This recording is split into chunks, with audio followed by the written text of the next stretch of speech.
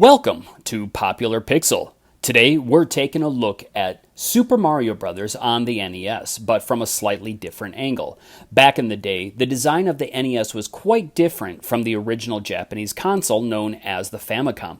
Many years later, Nintendo would make a revision to their iconic toaster-style design of the NES and create what many people refer to as the NES top loader. With this better design coming to the US, it created an opportunity for US gamers that was not available previously, and this is known as the cart swap trick.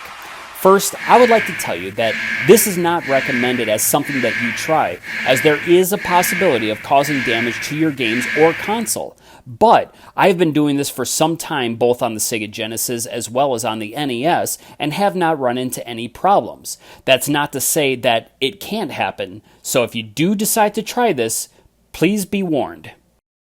The idea here is to take your Super Mario cartridge and put it into the NES and boot it up. This loads data into the RAM of the NES, so it now knows that you're playing Super Mario Bros. Next, what we're going to do is we're going to pull the cartridge out without turning the power off. If you turn the power off, it's going to erase the data in that RAM, and we want to hold that data that is in there. So after you pulled the cartridge out, you put the black box version of Tennis in and press the reset button. Start playing the game with any array of options that are available, and after you're happy with the score, again, you're going to pull that cartridge out of the console and put Super Mario Bros. Back in. Press reset button once again, and you're going to now basically use the continue code in Super Mario Bros. You hold down the A button and press start. This loads the info that is already saved in the RAM for progression of where you left the game off, but in this case it's actually pulling that data from the game that you were just playing, that being Tennis. So this loads that information from the RAM, and it'll put you into different places throughout the game. Usually the data is corrupt and it makes for some fun events here.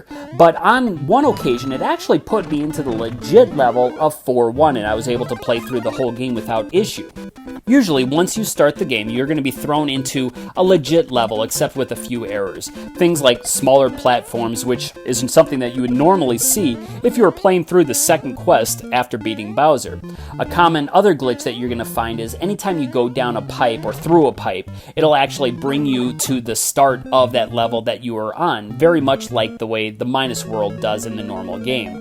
The third common glitch that I will make note of is when you get tossed into a repeating level, let's say like 8-4. The code that causes the game to repeat does not exist, so by moving from left to right, you will just go basically from beginning to end, and you can go through and you can defeat Bowser. Of course, in this case, as I'm playing on 8-4, which it's called X4, after you get to the end and you're fighting Bowser, you're going to be greeted by Peach, of course, with a message that says that she's in a different castle. The last common glitch that I wanted to point out to you is that you're allowed to play through 4 levels. If it lets you go into a 5th level, quite often it'll actually put you into a Bowser castle. Now the problem here is that the game, it'll start you at the top of the stage and won't allow you to move forward, causing you to have to reset your game right there.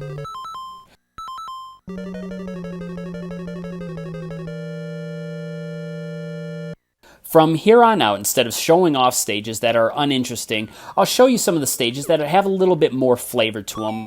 They're going to be unique in one way or another. Now, this first one that I want to show you, of course, is Coin Heaven. This is probably something that you've seen a million times already, but this is just to show you kind of a variety of where you can begin with this glitch. Again, because the pipe makes you start over if you go through one of those, Coin Heaven is going to kind of do the same thing, causing this never-ending loop. So instead of you going through a pipe in this case, of course, you're just dropping down at the end of the level at the backside, which works very much like the pipes do. And it just loops you right back to the beginning of Coin Heaven. This next one, on the other hand, is somewhat kind of the same as this last one. Here, of course, though, I was put directly into 8-4 sub-level. You're swimming around in the water, and it causes that same infinite loop where once you hit that pipe at the end of the stage, you get zapped right back at the beginning of that sub-area. Now we're going to get into some of the more interesting stages. From the looks of it, we're headed down to an underground level. You've probably seen this many times before, but this underground level It sounds like another Cloud Heaven, but is obviously still underground. Unfortunately, there's not a lot that can be done this level as you get quickly blocked off, as you can see here. The next stage is a variation on level 1-1. All the sprites, of course, have been changed, matching that of an underwater level. None of the question marks blocks can actually be hit from underneath because when you're in an underwater level and you swim up against something, the bricks or the coral in this case will actually repel you from underneath. Now, I'm going to go ahead and just let this level play out for a little while so you can see the progression until the game glitches out and stops.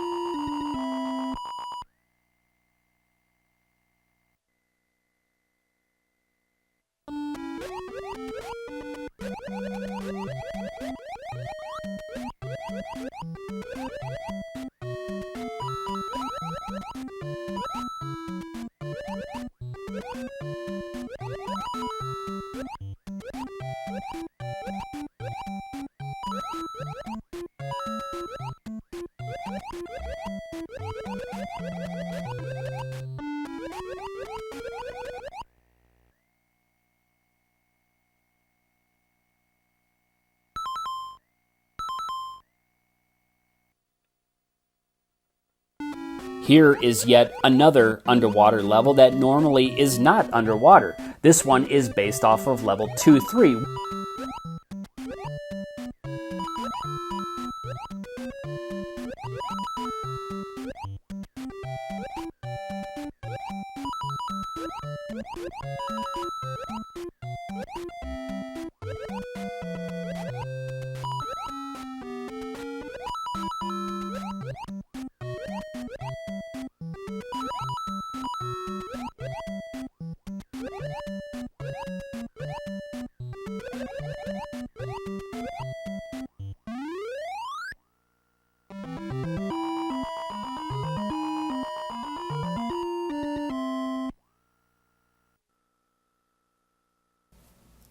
Now it changes to level 1-2, but again based on an underwater level.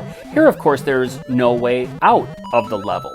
Again, if I was to go through the pipe at the end of the stage, it's going to warp me right back to the beginning. And normally, of course, the warp zones will allow you to get out of the stages, but in this case, since it's an underwater level, it's not going to allow me to get above the playfield. I'll tell you, I have been wanting to do this cart swap trick for years, but I've never gotten around to doing it until just recently. It gave me hours of fun, and I wish I could show you all the weird stuff that I had come up with, but I didn't record my whole session of game time. I did try swapping with other games from the early NES days, but none of them seemed to make any difference, except for this tennis game. Something about the programming that lines up just right with Super Mario Bros. So, if you have some free time, you have Super Mario Bros., tennis, and a top loader, go ahead and give it a shot. That is, of course, if you don't mind the possibility of causing damage to your games or hardware. I don't know if it will actually cause damage to anything, but the potential is there. Well, that's it for this episode. I'll catch you next time on Popular Pixel.